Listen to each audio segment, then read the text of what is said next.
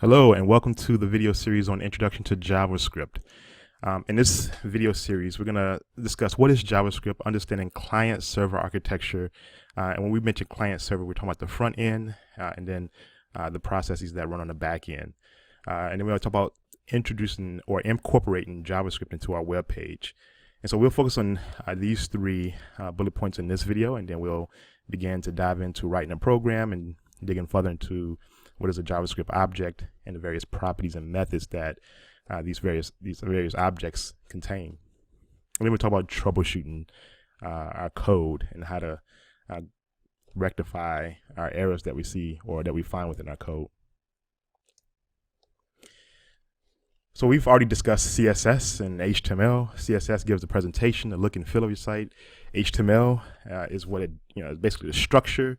And then JavaScript is really the interactivity, the behavior, right? And so we're going to talk about how the end user can actually interact with your website, can do some calculations. We can also use JavaScript to even incorporate a level of responsive design into our site, but also to even do some animation within our web pages. So JavaScript is the interactivity and the behavior of how we can add that into our web pages. So JavaScript was created in 1995 by Brendan. He worked for a company called Netscape Communications. You may have heard of that when it comes to one of those earlier browsers that came pre-installed on a lot of computers in the mid 90s. But he created this language called JavaScript. The official name for it is ECMAScript. And we're currently in a version of ECMAScript ECMAScript 6.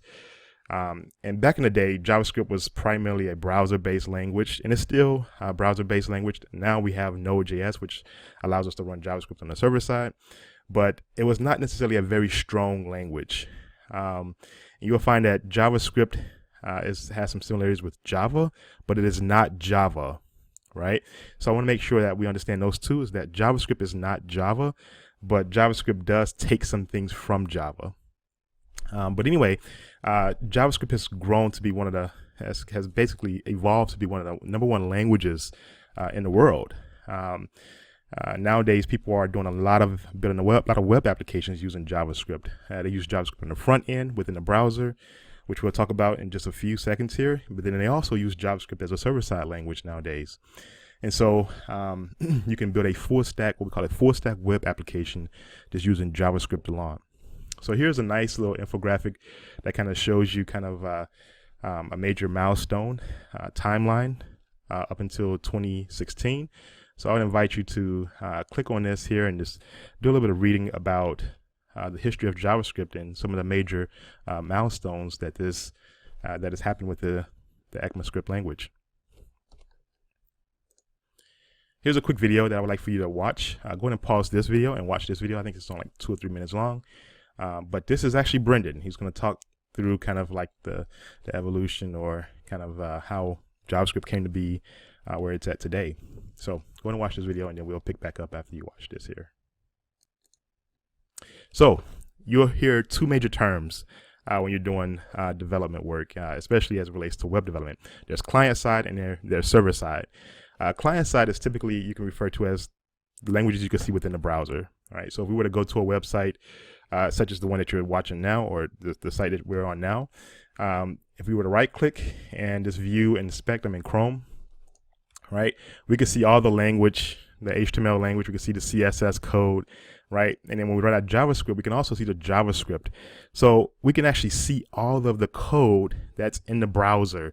So client side was synonymous with browser side, or code you can see within the browser. So everything that's within the browser. And then server side is code that we can't necessarily see. We can't expect it and see it within the browser, right? It exists on the server, and we can't necessarily see the logic or see how the language is constructed in our site. So here's a nice image that kind of help us differentiate the difference between client side and server side. Client side, like I said, is typically you can refer to it as the front end, which you could collect user input through a form. You can also do some data validation where you can actually check the data before the end user sends it to the server side. And so the client side is typically synonymous with the front end, and that's the browser, right?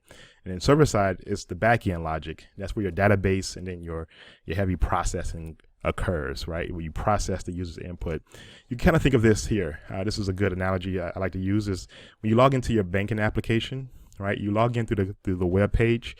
You put your username and your password in. You can validate whether or not, right, it's the right format for the email address, if you use the email address, or if it's the right format based on the password that they put in. But then once you send it over, you're going to send it to a server that's going to check if you are a user at that bank. And then if you are a user, it'll basically pull up all of your transactions and all your banking account information, right? That's the processing of the user input. But that happens on the server side. You can't see the logic that happens on the server side, right? Anything, all the coding conventions, all the algorithms on the client side, you can see by just inspecting it, but you can't see the heavy processing on the server side here.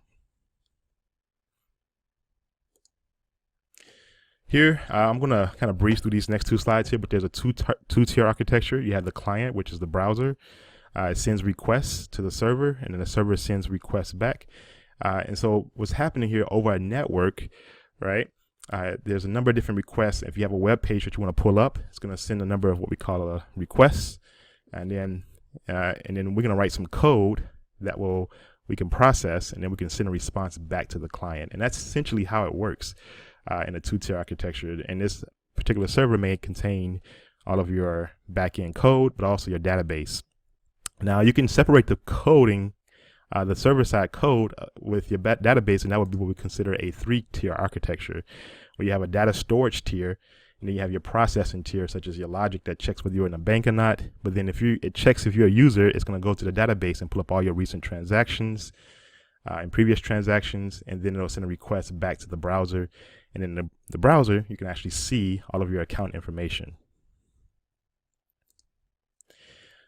Last but not least, before we actually wrap up this video, let's talk about how to actually incorporate JavaScript into our site.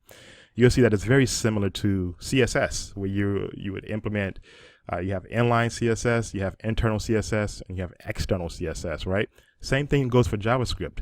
We can do inline JavaScript, internal JavaScript, and external JavaScript. And so this here shows you an example of all three, right? And let's just talk through all three here. I'm going to right click and copy this here, and I already have a document up. So let me pull that up here. I'm going to paste this in. So I have a folder here called JS example 1, and I have a file here called JS1 example.html. So here's my basic HTML document structure, right? And then I have a few comments here in my code. Let's talk about the first one here. This one is called Inline JavaScript, kind of like with like Inline CSS, right? You would put it inside the tag, and it uses something more specifically called Inline Attributes, right? And there's a whole list of attributes you can actually use with JavaScript. One that you're looking at here is called the on-click attribute. And let me just fix this code here for a quick moment.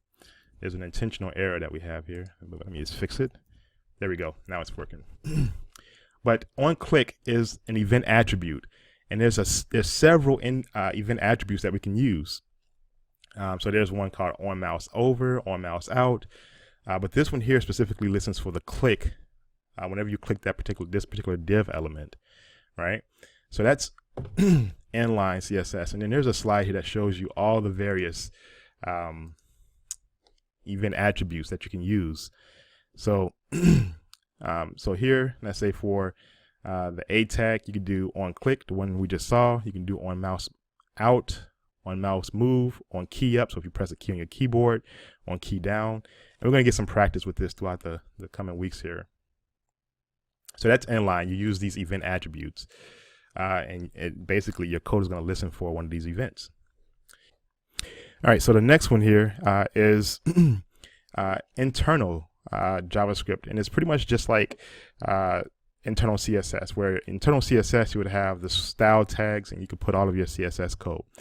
The same goes for internal JS. You have to use what we call these script tags. You have the opening and closing script tag, and then you could put your JavaScript statements in between the script tags. Now, where do you place these script tags? You can either place it right before the closing body tag, and there's a reason why, right?